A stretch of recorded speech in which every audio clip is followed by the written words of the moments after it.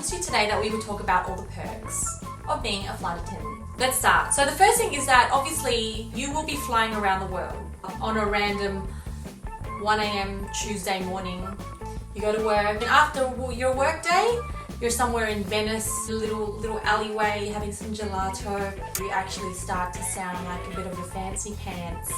Oh, what's your roster like? I'm gonna go to Munich. I think I'm going to London, Bangkok. I don't know. I think it's London or Paris, Bangladesh. Hope it's Paris. It's not London. That flight sucks. So it becomes like that, right? And then when you talk to your friends, you're like, oh, how's your roster? Oh, it's really good. I'm going to Mauritius, San Francisco. Then I've got 2-night turnarounds. And then I'm going to Seoul. What should I do in Seoul? Feels a little bit different. So aside from like your travel and the fact that you do become a bit of a fancy pants, let's set that aside, but let's talk about your pay. But people always used to ask me, like, how much do you get paid? Not that this is like the greatest perk in the world, but what comes with the pay, that's pretty much where it all sort of pays off. The pay is divided into two things: your base pay and your flying pay. This is your hourly rate, and this is what you get paid even if you don't fly. This base pay covers everything, including pre-flight briefings, meetings with your manager. Hope you don't have too many of those. It covers everything. You know, when you say a 6-hour flight, it generally means that you're going to start your day about 4 hours before that, and you're going to finish it about 3 hours after that. So a 6-hour flight is more like a 13-hour day. When you start, you get paid as an economy crew. The longer you're in the company and the more you go for promotions, the higher your pay gets. So you start off from economy, and then you go to business class, and you go to first class, and then you go to senior class. so those are the stages. Talking about your base pay as economy, let's use that as our base sample.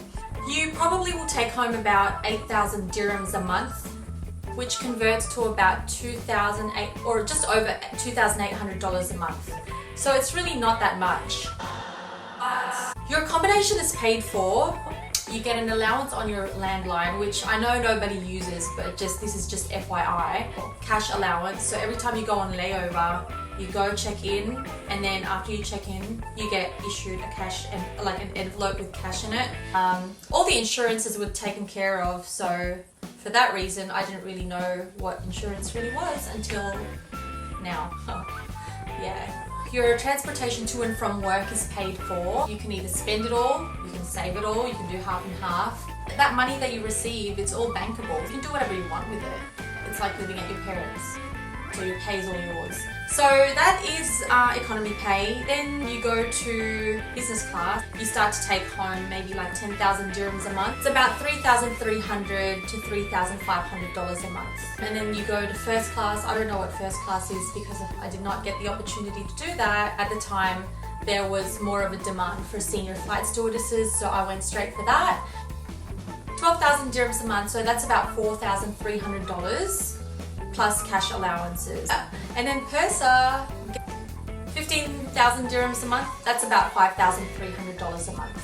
This can vary from person to person because every year that you are in the company, your pay rate goes higher. What are the other benefits that you get as a flight attendant? Before I joined cabin crew, people used to tell me that flight attendants were like rock stars and they got treated like rock stars, and then I became a flight attendant and I was like, I feel like a peasant. I don't feel like a rock star at all because I'm pretty sure I just cleaned someone's poo.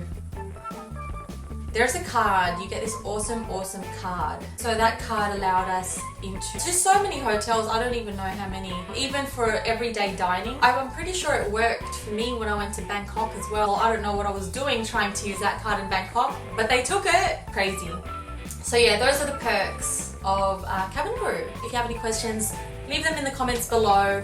If not, just click subscribe. It's a bit easier. Or do both, whatever. In the next episode, we're going to talk about grooming. Grooming is a great, fun thing that never leaves you, even though you leave Emirates. Hence this hairstyle. In the meantime, thanks for coming, and I shall see you next week. TTYL. Bye.